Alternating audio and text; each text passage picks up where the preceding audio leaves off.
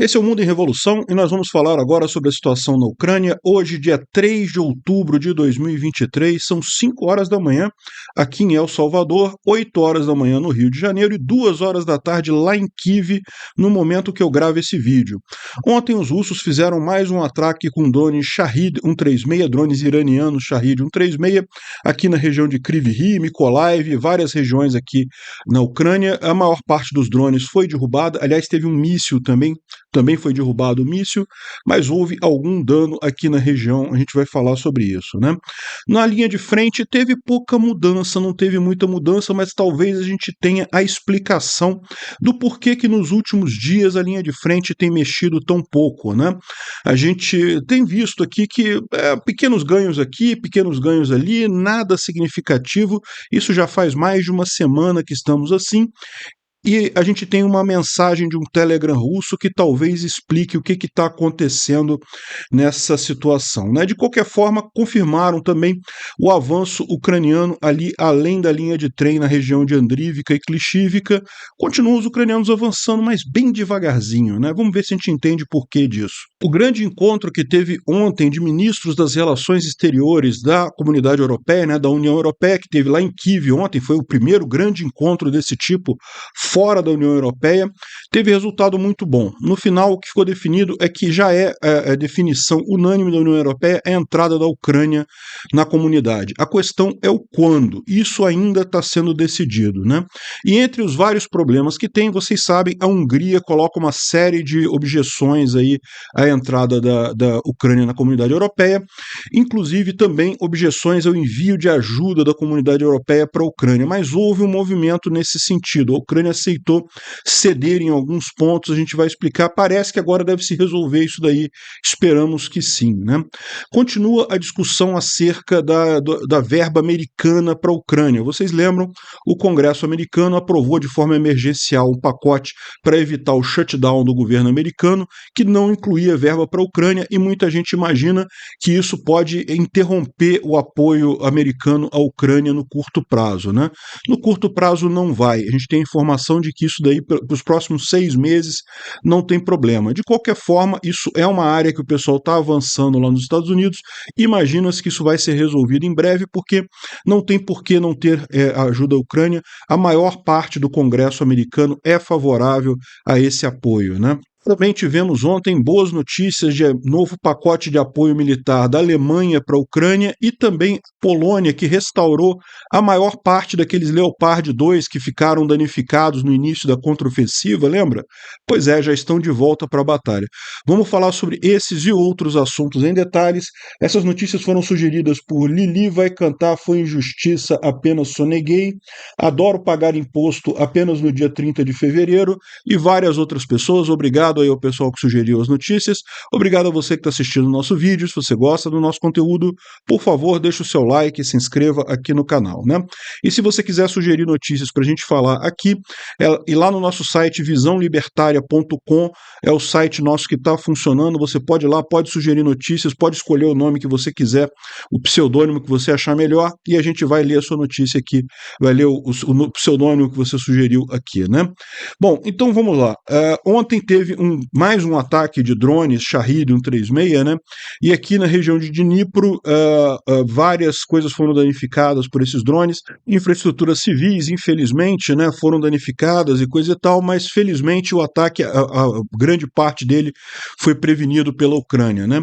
Aqui, ó, dos 31 drones Shahed 136, 29 foram derrubados pelos ucranianos e também os russos usaram um Iskander-M, que é um míssil de precisão, foi lançado da Crimeia e também foi derrubado ali na região de Dnipro, né?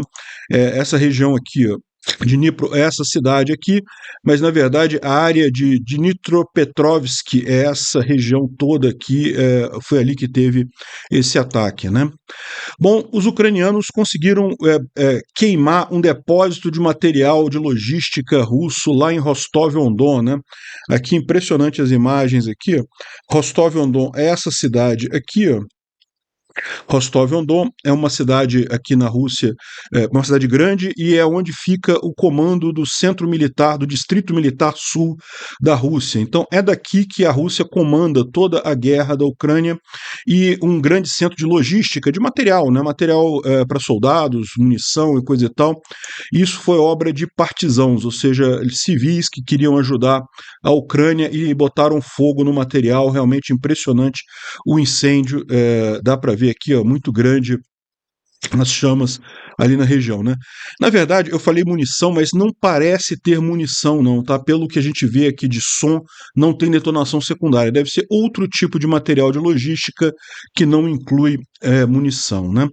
Bom, vamos falar sobre a linha de frente, né? É lógico, além desse ataque aqui, como é tradicional, os ucranianos sempre fazem uma série de ataques na retaguarda, que alguns dias a gente não tem imagens, não tem informação, mas esses ataques sempre acontecem, né? Agora, uma coisa que tem chamado muita atenção de muita gente é que a situação na linha de frente já faz alguma semana, mais de uma semana, que basicamente não muda, né? Os ucranianos conseguiram superar as linhas defensivas, a linha Surovikin ali em Verbove. Imaginava-se que seria um breakthrough, que eles conseguiriam avançar muito rapidamente, mas isso não aconteceu, né? Então a coisa ficou mais ou menos estabilizada ali na linha de frente já faz mais de uma semana. E muita gente se perguntando o que está acontecendo, né? Essa época do ano agora começa via a tal da Rasputitsa, né, que é a época da lama ali na região, que realmente dificulta muito o avanço, mas não é isso, essa época ainda não começou, isso é mais para o final do outono, né? E de qualquer forma, como essa contraofensiva ucraniana está sendo muito direcionada por infantaria, não tem muito maquinário pesado, isso não deve afetar diretamente a contraofensiva. Mas então, por que está parado, né? E, bem, tem esse blogger militar russo aqui, colocou uma mensagem. Então, veja, isso aqui é um russo falando sobre a situação. Ele pode estar mentindo, ele pode não saber do que está acontecendo, mas ele dá uma dica do que pode ser que esteja acontecendo nessa situação, né? Então, ele fala aqui, ó, de fontes confiáveis, eu fiquei sabendo que no período de 5 a 15 de outubro, o exército ucraniano está planejando a próxima etapa da ofensiva terrestre, né?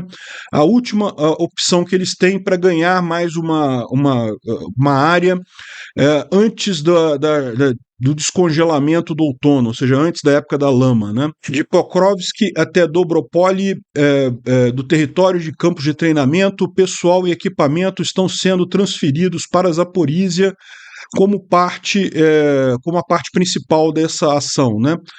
No sul da região de Donetsk, nos primeiros 10 dias de outubro, o principal breakthrough, ou o principal avanço, estaria planejado no eixo de Velika Novosilka e Zoltaya Nivuka e Staromayorsk, né? Ou seja, o que ele está dizendo aqui é justamente que os ucranianos estariam planejando um grande ataque aqui nessa região, né? Ele fala justamente aqui de Zavitnebajania, Starolinivka, Novomayorsk, ele fala também em Volnovanha é essa cidade aqui, ou seja, ele tá prevendo que os ucranianos planejaram a coisa para fazer um ataque grande antes da época do descongelamento, antes da época da lama, né? Seria a última possibilidade deles usarem blindados e carros rápidos, porque depois que começar o descongelamento, pode continuar a ofensiva com infantaria, como está acontecendo aqui em Robotny, mas dificilmente você conseguiria avançar muito com carros blindados, com caminhões mais pesados, isso, lógico, até o início do inverno, né? Não existe nenhuma expectativa dessa contraofensiva parar para o inverno ou coisa que o valha. Deve continuar seguindo da mesma forma. Ele diz aqui, ó, equipamento também está sendo transferido de Dnipro para a região de Zaporísia, tanques Abrams foram vistos como parte das colunas, bem como M113, Bradley e coisa, né? Alguns caminhões Bradley foram transportados em caminhões escritos Nova Posta. Nova Posta é o correio, os correios lá da Ucrânia, né? Um caminhão pode ter até 2 unidades. Eu não sei por que eles fariam esse tipo de coisa, né? O pessoal até brincou aqui, botou essa imagem aqui. Realmente parece aqui ter um caminhão da Nova Posta com um tanque aqui dentro, mas, enfim. Não sei qual é a proposta aqui. De qualquer forma, de novo, a gente não sabe se isso é verdadeiro, a gente não sabe se isso daqui realmente tem alguma lógica por trás, mas faz algum sentido, porque realmente é a última oportunidade que os ucranianos têm, é ao longo do mês de outubro, para tentar alguma coisa com equipamento mais pesado, um grande avanço com equipamento pesado. Depois disso, durante a época da lama, deve haver mais confronto com infantaria mesmo, até o inverno. Aí no inverno as coisas novamente abrem-se novas possibilidades, né? Não apenas de avanço com equipamento blindado, com tanques e coisa e tal, quando o solo congelar, mas também o congelamento do rio de Dnipro, né? Que agora a coisa se tornou mais razoável.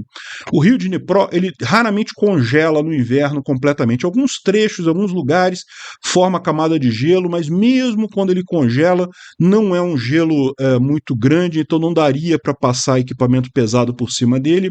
A gente já teve essa discussão no inverno passado, né? Só que agora você não tem mais esse rio enorme aqui, né? Essa represa toda aqui foi esvaziada, então você tem rios muito menores. E aí, com a ajuda, com o congelamento do solo, mais algum apoio mecânico para suprir os pontos em que o rio ainda está passando, né? Abrem-se outras possibilidades no inverno. Então, muito provavelmente, é isso que a gente está vendo.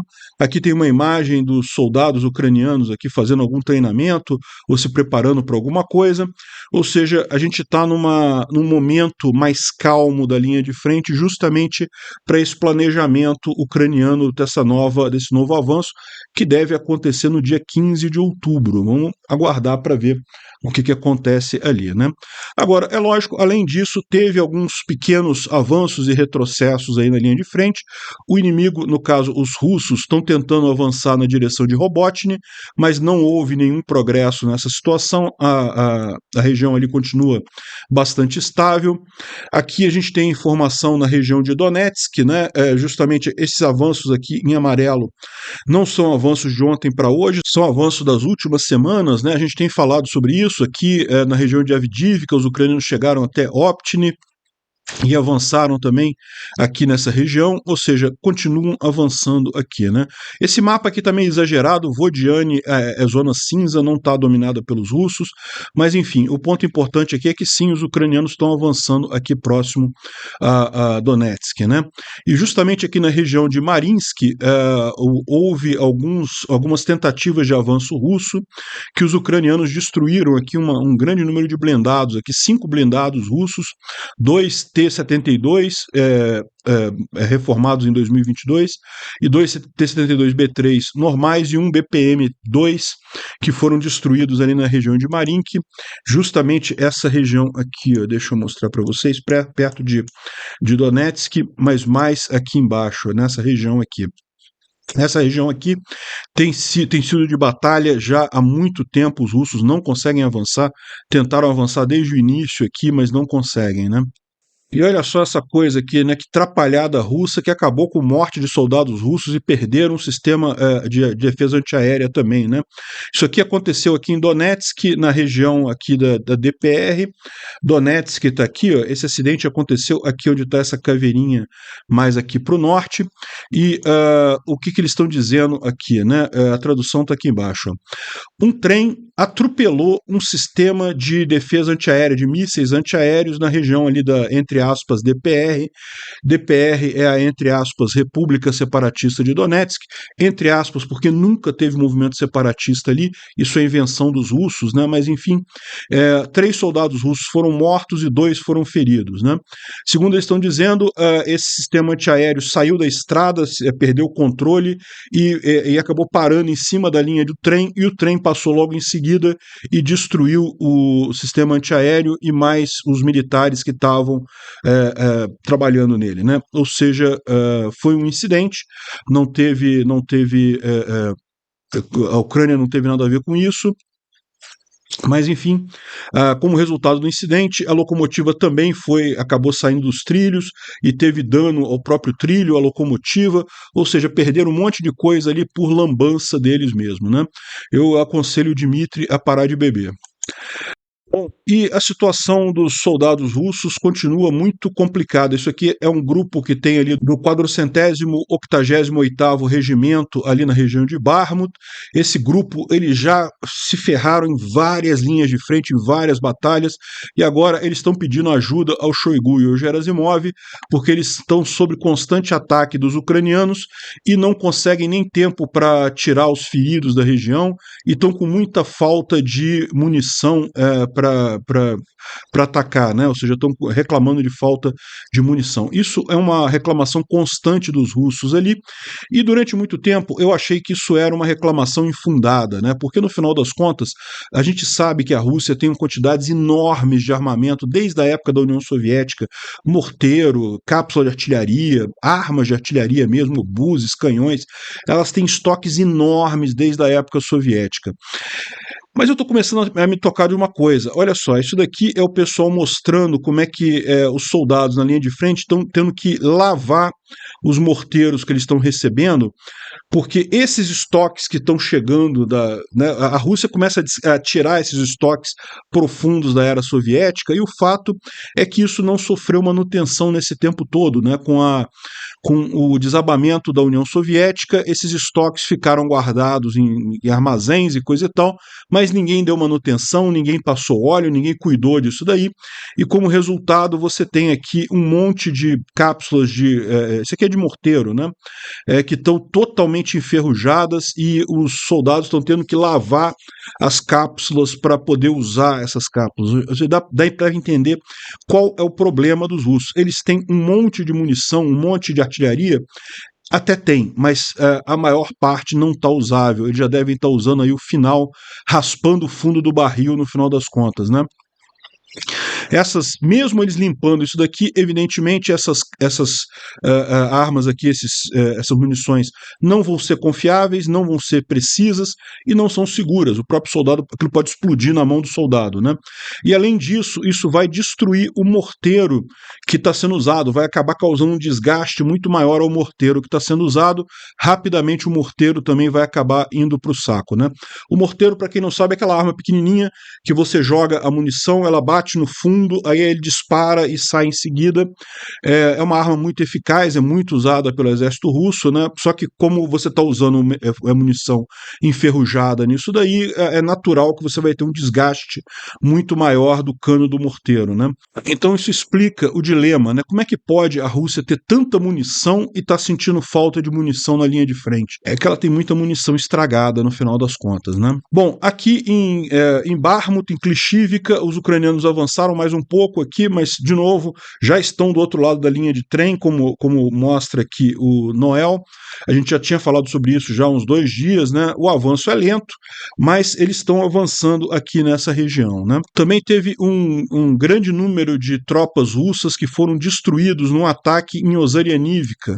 Ozaryannivka é justamente aqui nessa região também de Klishivka está aqui, Andrivka está aqui, Kurdyumivka está em batalha entre russos e ucranianos, e Ozaryannivka é essa cidadezinha aqui logo depois de Kurdyumivka, né? Kurdyumivka está aqui. Embaixo de Kurdyumivka, ou a sul de Kurdyumivka, você tem Ozaryannivka, né? Então os ucranianos atingiram aqui um grande conjunto de tropas russas nessa região, né?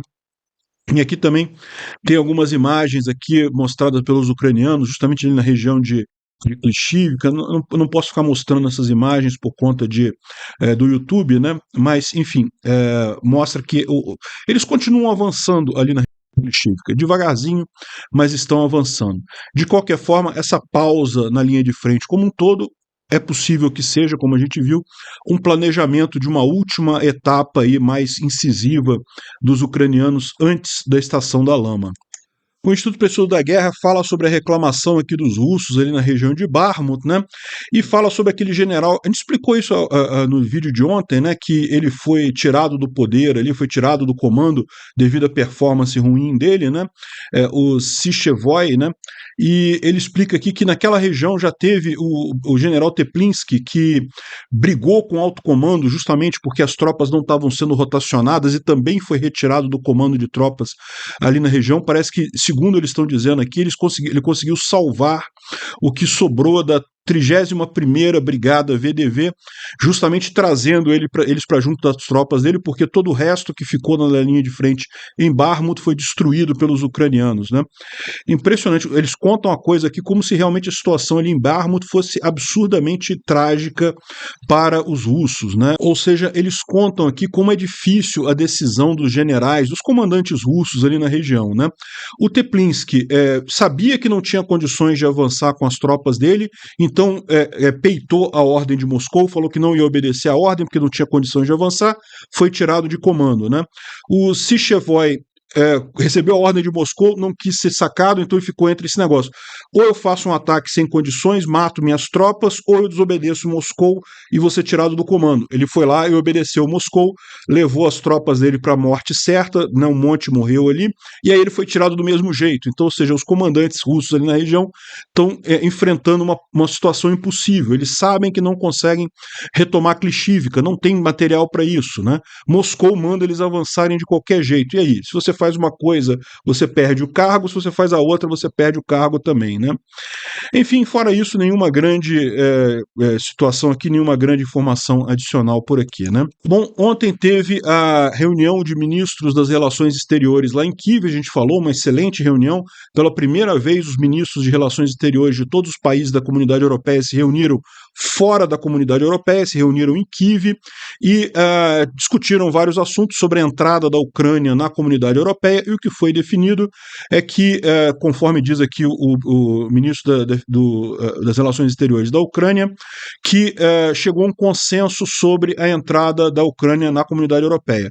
A única questão é o tempo, ou seja, o que se discute ainda é quando vai acontecer isso. Vai acontecer agora, enquanto a guerra ainda está acontecendo, vai acontecer depois que a guerra acabar, em que momento a Ucrânia vai entrar para a comunidade europeia. Mas que a Ucrânia vai entrar para a comunidade europeia já é consenso, mesmo com alguns países ainda tendo alguma oposição a isso, né?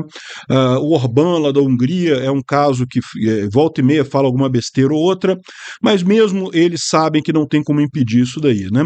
E por falar no Orbán, que quer adiar ao máximo a entrada da Ucrânia na comunidade europeia, ele também estava bloqueando um apoio da comunidade europeia para a Ucrânia, um pacote de eu não sei quantos milhões de euros aqui, que a Hungria estava usando o poder de veto para impedir que isso fosse entregue à Ucrânia, né?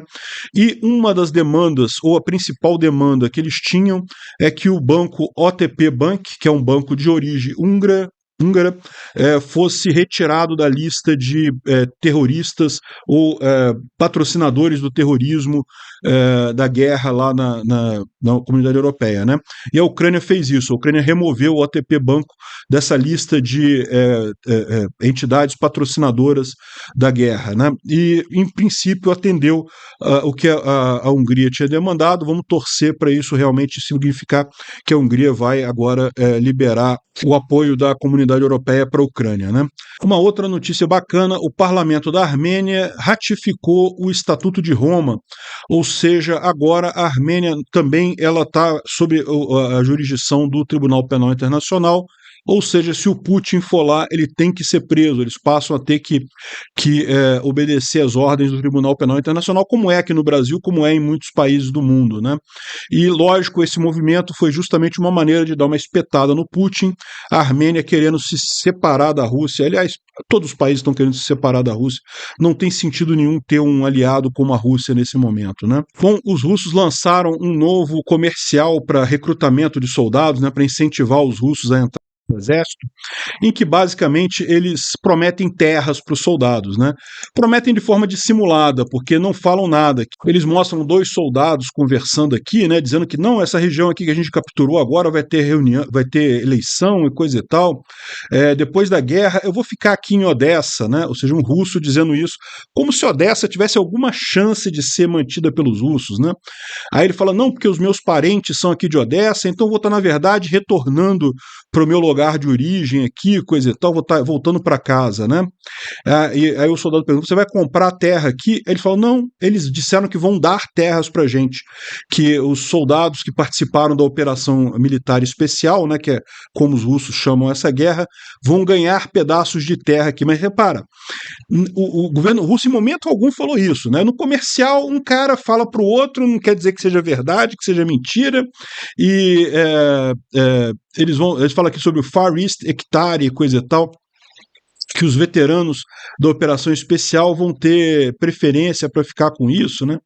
Aí o outro soldado fala: não, eu vou continuar, eu vou ficar até a gente chegar em Berlim, né? Eu não posso sair agora, eu vou fazer como meu avô e vou batalhar até chegar em Berlim.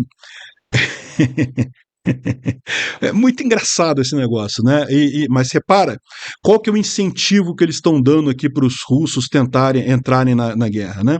Ah, olha só, você vai ganhar terra, né? Voltamos aos tempos do Império Romano, que o pessoal da Roma antiga prometia terra para os legionários que fossem lá lutar e coisa e tal, e no final das contas não tinha como entregar, porque é gente demais lutando para terra limitada, enfim. Se os russos acreditam nisso, realmente é uma tristeza, né? E é muito engraçado o pessoal falando: não, porque Odessa, Berlim, não sei o que lá. Isso com o exército russo na defensiva completa, tentando manter o pouco de terra que eles invadiram na Ucrânia, tentando segurar aquilo, e falando em Odessa, Berlim. Muito engraçado, né? Bom, teve um comercial também dos ucranianos com o mesmo propósito, né, de incentivar os ucranianos a entrarem na guerra, mas aqui eles falam uma coisa mais direta, né? Por que eu estou lutando? Eu estou lutando para que a Ucrânia não se torne um pântano como é a Rússia. É isso daí. Isso aqui, esse vídeo não deixa de ser uma resposta, porque teve um vídeo dos russos antes que perguntava por que os ucranianos estão lutando, né? Deixa eles chegarem aqui, né? Vão virar território russo, vai ser bacana. Por que os ucranianos estão lutando? Não faz sentido isso, né? Aí estão respondendo aqui dizendo que estão lutando para não se tornar um pântano como é a Rússia, né? Cheio de corrupção, uma coisa e tal. Eu luto porque ninguém convidou vocês aqui, seus fudidos, né? E vamos, enfim. Bacana, o comercial da Ucrânia é bacana, né? Bom, falando sobre a questão do Congresso americano que segurou o apoio à Ucrânia, né? O Pentágono está avisando que vai ficar sem dinheiro para mandar, para substituir as armas enviadas para a Ucrânia, então que é urgente rever isso daí. O Biden falou que já está em negociações para isso acontecer, está uma grande confusão lá, né? Ontem teve mais movimentação, lembra que eu falei para vocês? Esse é o problema, né? O Speaker of the House, que é o presidente da Câmara de lá, o McCarthy, ele está na mão do Matt Gaetz, que é o pessoal do grupo mais revolucionário lá do Partido Republicano, aqueles 11 deputados, são só 11 deputados republicanos que são contra o apoio à Ucrânia, né? E ontem aconteceu o seguinte: ontem o McCarthy entrou com um processo para afastar esse cara, o Matt Gaetz, que é justamente a Rusete aqui enrustida e coisa e tal, doido para ir morar na Rússia, e ao mesmo tempo o Matt Gaetz entrou com um pedido para tirar o McCarthy da presidência da Câmara. Ou seja, então a briga entre os dois aí, como eu falei para vocês, é por isso que empacou o pacote de apoio para a Ucrânia.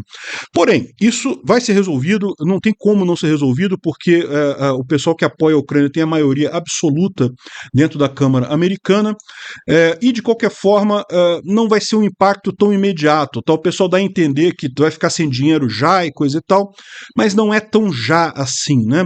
Então o Biden falou que vai anunciar um outro pacote de ajuda para a Ucrânia, até para desfazer essa confusão toda, e segundo o Pentágono, ele ainda tem 5,2 bilhões de dólares do orçamento para a Ucrânia esse ano, o que daria para mais 6 meses de apoio para a Ucrânia.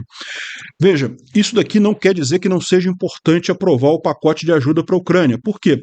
Porque isso daqui é mais coisa, né? Mais ajuda, e depois esses processos burocráticos todos são lentos. Então tem que se aprovar agora para não faltar arma lá na frente. De qualquer forma, não é uma coisa que vai tipo assim, agora a Ucrânia vai ficar sem apoio. Não é assim.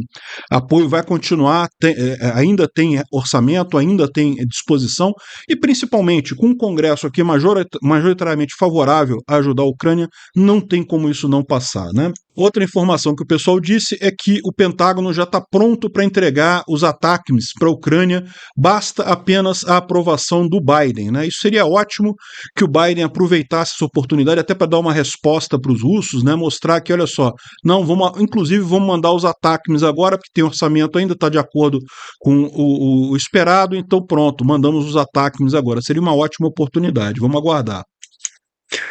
Nesse meio tempo chegou também a ajuda da Alemanha. A Alemanha mandou mais um monte de coisas aqui militares para apoiar a Ucrânia, principalmente pontes, né? O que é uma coisa interessante, né? Aqui estão mandando aquelas pontes automáticas, né, para você atravessar cursos de rio. Tem também veículos para todo o terreno, enfim, um monte de coisa aqui bem interessante, muita munição. Além disso, o governo alemão aprovou a exportação de equipamento militar para a Ucrânia no valor de 3 bilhões de euros. Né? Então, não confunda. Isso daqui foi pacote de ajuda, então é dado para a Ucrânia. A Alemanha deu isso aqui para a Ucrânia. Além disso, ela autorizou a exportação de 3,3 bilhões de material para a Ucrânia, que vai ser comprado, não vai ser dado, mas a Ucrânia tem recebido apoio também financeiro de outros organismos, então pode comprar isso daí da Alemanha e vai ajudar também certamente lá no esforço ucraniano, né? E outra coisa interessante, você lembra daquelas imagens de alguns Leopard que foram destruídos logo no início da contraofensiva e coisa e tal, e vários deles foram recuperados pelos ucranianos, foram mandados para a Polônia, e a fábrica polonesa lá já recuperou, já consertou eles todos, já mandou de volta para a Ucrânia, já vão entrar em batalha novamente esses mesmos tanques. E felizmente com a mesma equipe, porque, né, não morreram, né, o tanque conseguiu impedir a morte dos soldados. Olha só um problema que a Rússia está tendo, hein? 3 incidentes em aviões da Aeroflot aconteceram na Rússia em um dia.